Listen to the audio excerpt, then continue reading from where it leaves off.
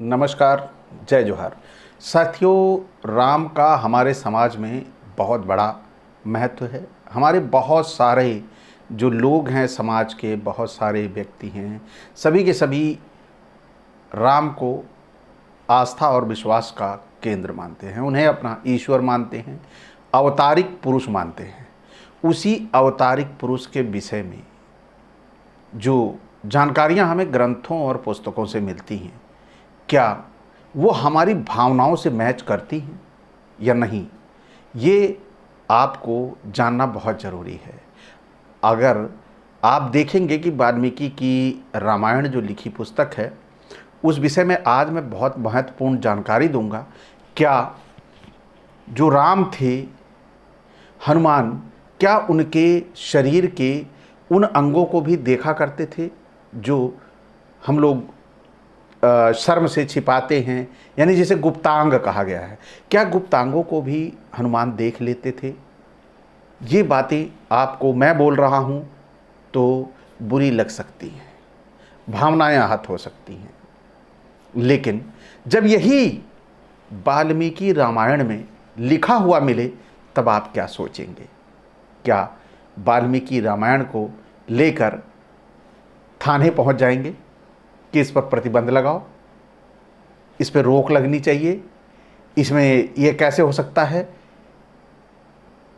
आप खुद सोचें कि हनुमान गए हुए हैं सीता के पास और सीता तंग आ गई थी रावण के बहरूपीयपन के कारण कि वो कभी किसी का रूप बना के सीता के सामने आ जाता था सम्मोहित करने के लिए, कभी कोई रूप बना के सम्मोहित करने के लिए आ जाता, तो परेशान थी। तो क्या उन्होंने कहा कि तुम राम की पहचान बताओ?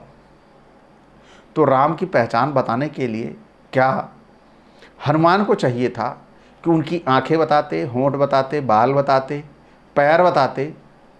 लेकिन उन्होंने क्या बताया? जांघों के बारे में बताया, अंडकोशों के बारे में बताया, शीशन के बारे में बताया।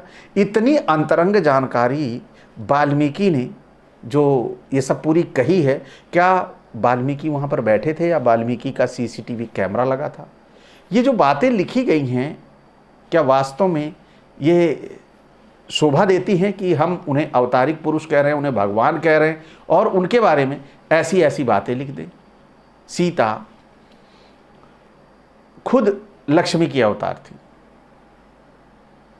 तो क्या उन्हें ये अपनी योग शक्ति से, योग जैसे बोलते नहीं, योग माया से ये नहीं देख सकते? आप धीरेन्द्र शास्त्री देख लेता है, लोगों के सब कुछ पढ़ लेता है, तो वो अवतारिक पैदा थी, उस पर केवल कृपा ही है धीरेन्द्र शास्त्री पर। इन पर तो ये तो खुद अवतारिक हैं, तो इनको तो योग माया से पहचान लेना चाहिए था। लेकिन इन्होंने हनुमान को कहा कि तुम ये सारी बातें हमें बताओ। तो सारा वर्णन जो बताया, क्या आपको लगता है कि ये हमारे लिए शर्म की बात है कि हमारे ईश्वर और भगवान के बारे में इन ग्रंथों में ऐसा लिख दिया है? ये इसकी प्रामाणिकता क्या है? क्या वास्तव में ये ग्रंथ सच हैं या झूठ का पुलिंदा है? ये हमें सोचना होगा, और जब तक हम इसे सोचेंगे नहीं, वास्तव में ये अंधविश्वास और पाखंड में डालकर हमारी भावनाओं और विश्वास के साथ खिलवाड़ करते रहेंगे। आइए साक्ष्य दिखा दें, क्योंकि आप तो साक्ष्य मानते हो, और मैं अगर ये बताऊंगा कि नहीं, बिना पुस्तक दिखाए, बिना पुस्तक की बात करे मैं आपसे सारी ये बातें करूंगा, तो निसंदेह भैया आप सीधा थाने भागोगे और मेरे ऊपर एफआईआर करा डालोगे, क्योंकि आप सोचोगे समझोगे कि नहीं कि ये जो बंदा बोल रहा है ये पढ़ा लिखा बोल रहा है। तो आइए चलिए देखते हैं। देखिए, ये वाल्मीकि रामायण है और ये गीता प्रेस गोरखपुर की पुस्तक है, आप सभी देख सकते हैं, ये लिखा हुआ है और कोड नंबर इसका जो है वो 76 है। और इसके बाद मैं इसका थोड़ा और भी रेफरेंस दिखा देता हूं, जिससे आपको लगे कि वास्तव में ये गीता प्रेस गोरखपुर की है। ये आप सभी देख सकते हैं कि पूरा लिखा हुआ है। द्वितीय खंड है, सुंदरकांड से उत्तरकांड तक।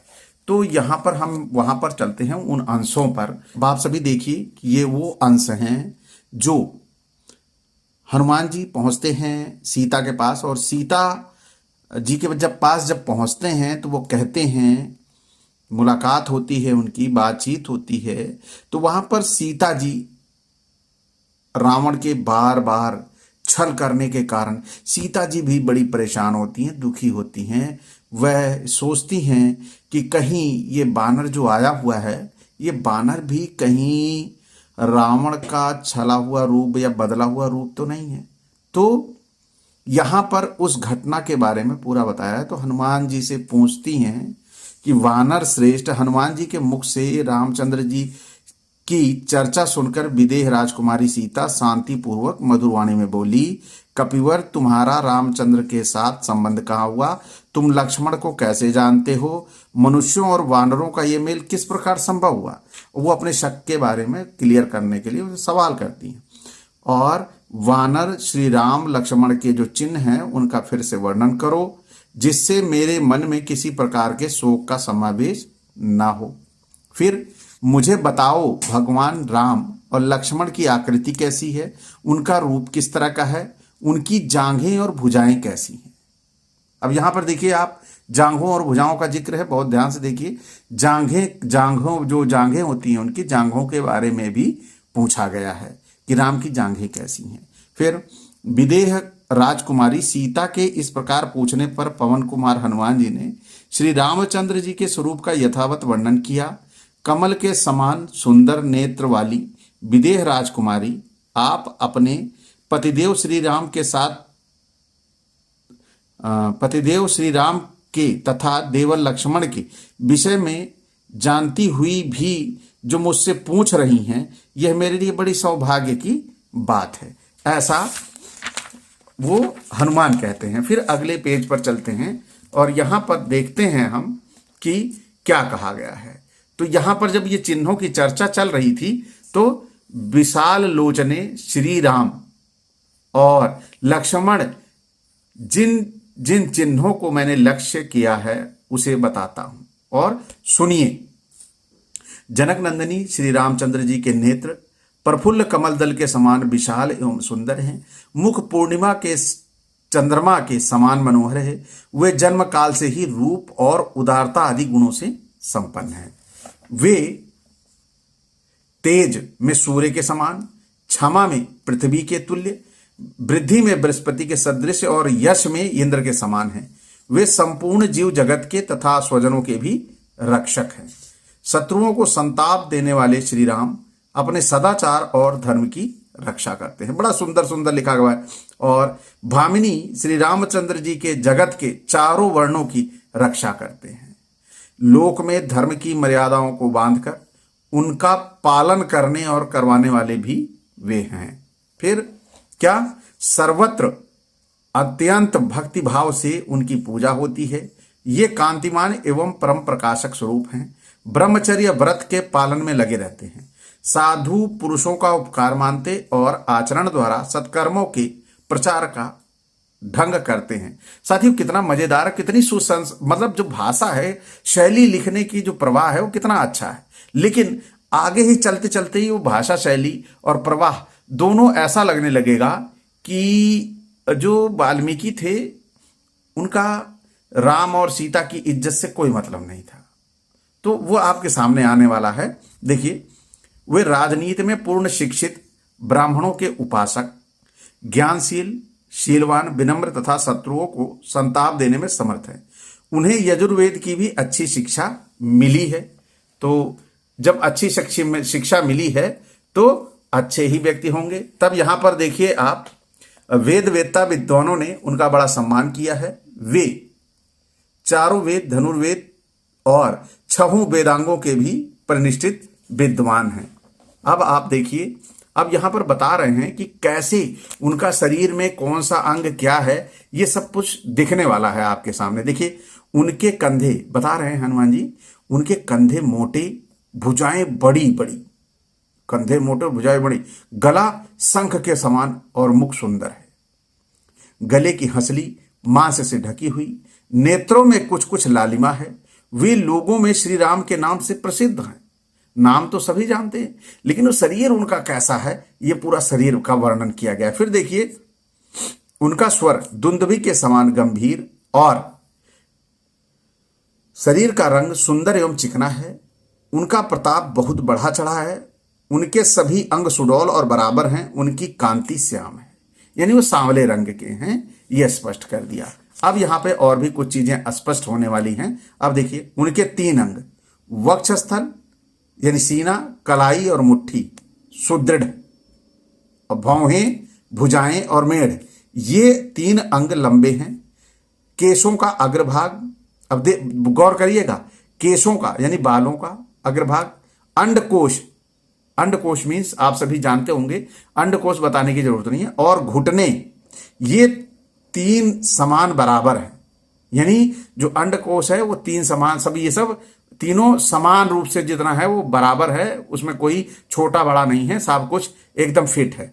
अब यहां अंडकोश, क्या हनुमान जी ने अंडकोश देखा होगा राम का? क्या वाल्मीकि बैठ के वहां देख रहे थे कि जो हनुमान हैं वो राम के अंडकोश देखते हैं? क्या आप भी से भी किसी की मित्रता होगी, यानी आप किसी को अपना आराध्य मानते हैं, किसी को अपना गुरु मानते हैं, अपना सर्वे सर्वा मानते हैं, तो क्या आप उसके अंडकोशों को देखते हैं? क्या मित्र भी नहीं देख पाता? मैं जानता हूं कि ये सब बड़ा ही जिसे बोलते हैं कि अंतरंग बातें हैं, ये किसी को खोल के दिखाया नहीं जाता। बचपने में तो भले ही सब देख लें, लेकिन बड़े होके ये संभव नहीं है। लेकिन यहां पर अंडकोश भी सीता को बता रहे हैं हनुमान, ये यहां पर दिखाया गया है। फिर देखिए आप, वक्षस्थल, नाभि के किनारे का भाग और उदर, ये 3 उभरे हुए हैं। नेत्रों के कोने, नख और हाथ पैर के तलवे, ये 3 लाल हैं। शीशन के अग्रभाग, फिर आ गया शीशन माने जो लिंग का आगे का भाग होता है, उसे शीशन कहते हैं। और दोनों पैरों की रेखाएं, सिर के बाल, ये 3 चिकने हैं, तथा स्वर, चाल और नाभि, ये 3 गंभीर हैं। आप गौर करिएगा, ये सारी बातें वाल्मीकि ने अपनी इस रामायण में लिखा है। फिर देखिए उनके उदर तथा गले में 3 रेखाएं, तलवों के मध्य भाग, पैरों की रेखाएं, स्तनों के अग्रभाग, यानी पुरुष के भी स्तनों के अग्रभागों के बारे में ये बता रहे हैं। ये 3 धंसे हुए हैं, यानी स्तन का जो उनका अग्रभाग है सबका उठा रहता है, उनका धंसा हुआ है, ये हनुमान जी बता रहे हैं। और गला, पीठ, दोनों पिंडलियां, ये 4 अंग छोटे हैं। मस्तक में 3 भंवरे हैं। पैरों के अंगूठे के नीचे ललाट में 4 रेखाएं हैं। ये 4 हाथ ऊंचे हैं। उनके कपोल, भुजाएं, जांघें और घुटने, ये 4 अंग बराबर हैं। शरीर में जो दो की संख्या में 14 अंग होते हैं, वे भी परस्पर सम हैं, यानी बराबर हैं। उनकी चारों कानों की जो चारों दाढ़ें जो हैं वो शास्त्रीय लक्षणों से युक्त हैं। वे सिंह, बाघ, हाथी और सांड, इन 4 के समान 4 प्रकार की गति से चलते हैं। और इनके ओंठ, ठोड़ी और नासिका सभी प्रशस्त हैं। केस, नेत्र, दांत, त्वचा, पैर के तलवे, इन 5 अंगों में स्निग्धता भरी है। दोनों भुजाएं, दोनों जांघें, दोनों पिंडलियां, हाथ और पैरों की उंगलियां, ये 8 अंग उत्तम लक्षणों से संपन्न और लंबे हैं। फिर अब आएंगे, एक बार तो पूरा वर्णन कर चुके हैं, लेकिन यहां फिर वर्णन हो रहा है। क्या? उनके नेत्र, मुख विकार, मुखमंडल, जिह्वा, ओठ, तालु, स्तन, नख, हाथ और पैर, ये 10 अंग कमल के समान हैं। यानी पूरी तरह से प्रशंसा का पूरा भाव है। और पीछे भी जबकि इनकी चर्चा हो चुकी है। छाती, मस्तक, ललाट, गला, भुजाएं, कंधी, नाभि, चरण, पीठ और कान, ये 10 अंग विशाल हैं। ये श्री यश प्रताप इन तीनों से व्याप्त हैं। उनके मातृकुल, पितृकुल दोनों अत्यंत शुद्ध हैं। पार्श्वभाग, उदर, वक्षस्थल, नासिका, कंधे और ललाट, ये 6 अंग ऊंचे हैं।